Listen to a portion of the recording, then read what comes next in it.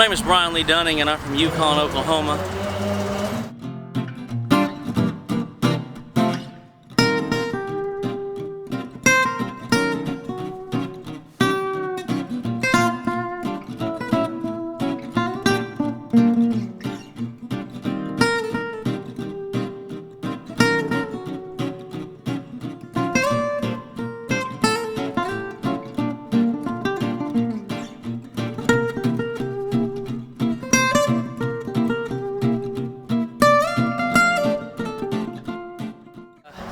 Well, I became aware of Elvis the day he died. Like I said on the stage there, I rode my bicycle up to the house and I got off of it and I walked in there and my mama was crying and my daddy had the stereo turned up and Elvis Love Me Tender was on TV, and I kind of paid attention and I said, I don't know what it is about this guy, but he's always got about 2 or 3 women around him, so I better pay attention.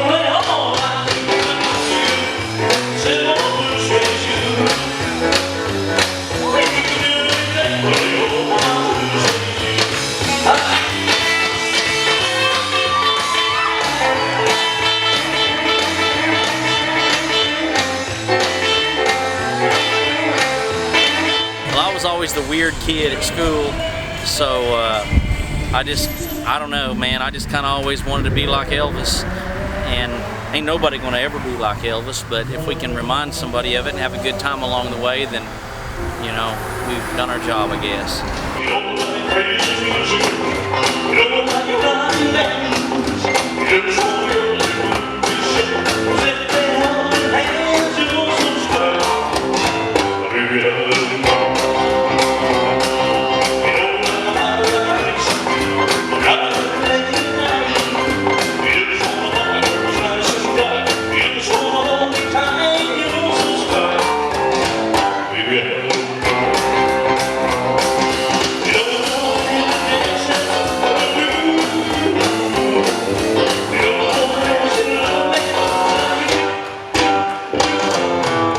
As things have gotten kind of silly, politically correct, I think that's the difference. I mean, it used to that, I don't know, I'm not trying to step on nobody's toes. Wasn't a bad thing to be, you know, back in the 70s when we had Johnny Hara and Alan and guys who weren't really impersonators, but Elvis stylists like Orion and stuff. It wasn't really a bad word, but it's just kind of like everything else. Things change and people take it for what it is, and I'm not offended by the Elvis impersonator label.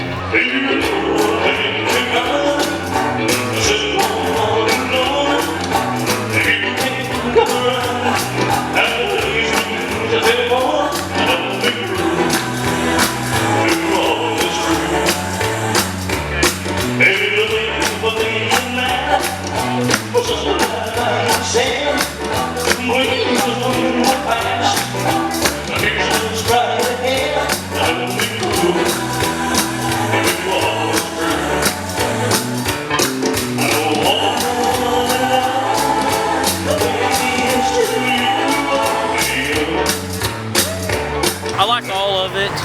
I kind of have a personal thing for the 50s in general, not just Elvis, but everything. The cars, the clothes, all of it.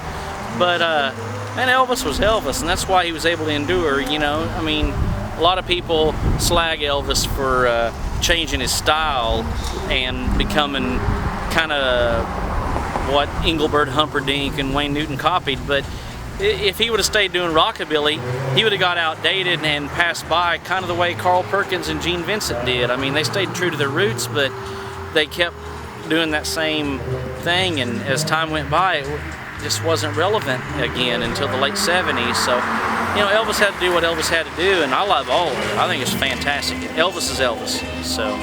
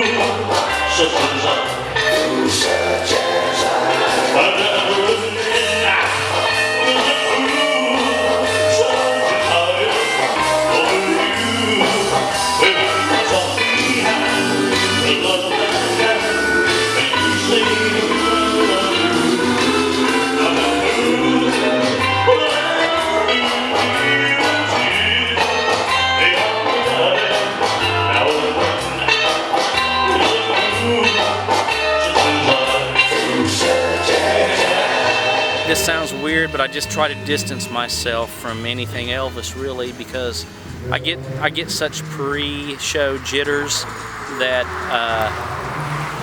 today being here beforehand just wore me out. I just try to get alone and in a quiet, drink a lot of water, and get ready for it. I don't know. It's hard to live up to Elvis, so it's always a nerve-wracking experience, really. No matter if it's 1,000 people or 10 people, to me, you know.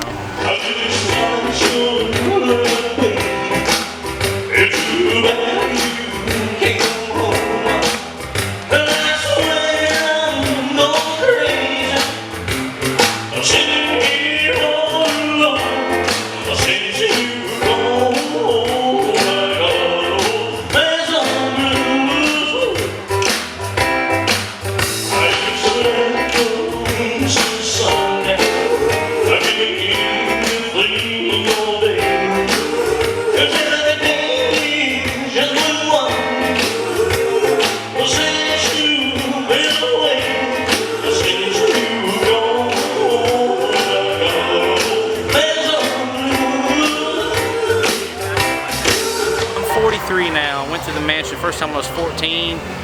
It was kind of terrifying and exciting in the same way, but on the other hand, I've been through there twice since then, and I don't really enjoy it. I feel like I'm being intrusive, and just out of respect for Elvis, that's the only place in the world he had to be Elvis, not Elvis Presley that we know, but just what his daddy said, Elvis. That's where he got to be Elvis, you know, and I love seeing it. I love looking at it from the street, but unless I got a friend that wants to go through it and ask me to go with them, I don't really enjoy going. I feel intrusive.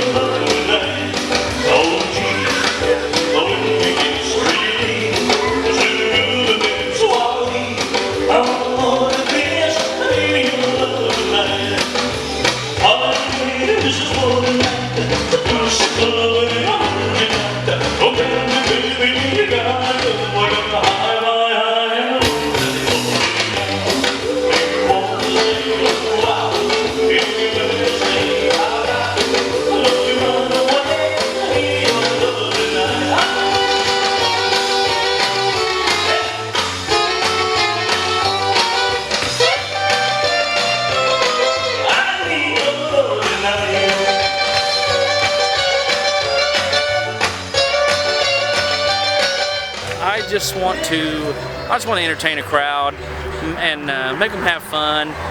You know, I never got to see Elvis, so if somebody else didn't, and I don't try to be just like him, but just try to entertain people. You know, I was always a class clown, and now I'm just a grown-up version of it.